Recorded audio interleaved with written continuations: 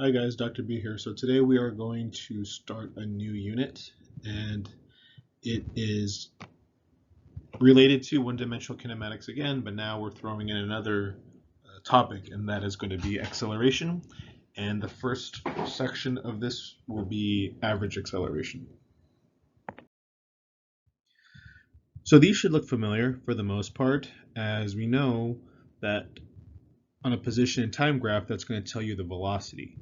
If it's a slope in the velocity, you get the velocity from the slope. So like here, this is 0, this is a positive, negative, and these are all constant. However, if you notice that this is not really, it's positive, but it's not really constant like the other. It's not like a simple slope that you can use. So we're going to have to address this later on in the unit. Just something to keep in mind. So acceleration is the rate of change of velocity at a given time interval. The standard unit is meters per second squared. The reason why is because average acceleration is delta v over delta t. It is change in velocity over time required to change. Velocity before was your displacement divided by your change in time. So again, this is just something you need to keep in mind whenever you're solving these types of problems, is that some of the equations may look pretty similar, but at the same time you might want to keep in mind, that average acceleration is velocity, change in velocity over change in time. Acceleration has a direction and magnitude, so that means it's a vector quantity. If velocity is negative, acceleration is negative. If change in velocity, is positive, then acceleration is positive. Remember that time is a scalar quantity. It has no direction. A car moving eastward along a straight level road increases its velocity uniformly from positive 16 meters per second to positive 32 meters per second in 10 seconds. What is the car's average acceleration? So first step, identify. So average acceleration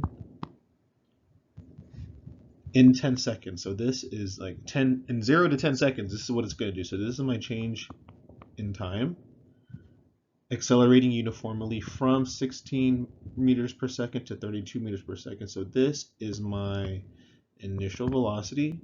This is my final velocity. Then you write out your formula. A average equals change in velocity, so velocity final minus velocity initial over change in time. So you can write this out like this. So just to kind of keep in mind the signs, positive 32 minus positive 16 divided by 10. So 32 minus 16 is 16, then divided by 10, so that is 1.6 meters per second squared. That looks kind of weird. Should be positive 1.6 meters per second squared. That is the car's average acceleration during that time. A shuttle bus slows to a stop with an average acceleration of negative 1.8 meters per second squared. How long does it take to slow from 9.0 meters per second to 0.0 meters per second? So average acceleration, negative 1.8 meters per second squared. Slow down from 9 to 0. So my initial is 9 meters per second. My final velocity is 0.0 meters per second.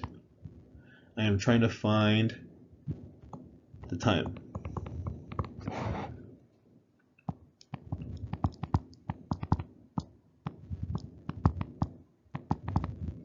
Okay, how long does it take? So that's my time. So kind of similar to the other one, to the velocity equation, but it's again different variables, so you need to keep that in mind.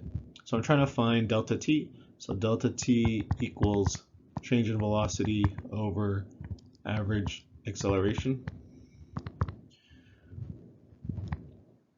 So remember, change in v, or change in velocity, is final minus initial. So 0 minus 9 divided by average velocity, sorry, average acceleration, which is negative 1.8. So negative 9 divided by negative 1.8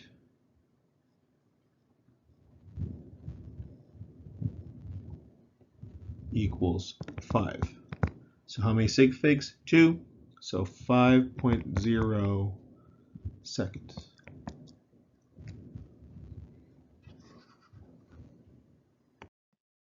A car traveling at 7.0 meters per second accelerates uniformly at 2.5 meters per second to reach a speed of 12.0 meters per second. How long does it take for this acceleration to occur? So this is my average acceleration right here, the 2.5, I'm sorry. I can't write. So I'll just do that, I can't really see it. Average acceleration, 2.5 meters per second squared. Traveling at 7.0 meters, and it reaches a speed of 12. So my initial velocity is 7.0 meters per second. My final is 12.0 meters per second. How long does it take? That's my time I'm trying to find out. So A average equals VF minus V initial divided by change in time. Again, I'm trying to find my time. So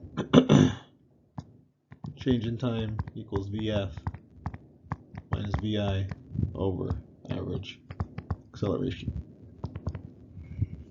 Plug in my numbers.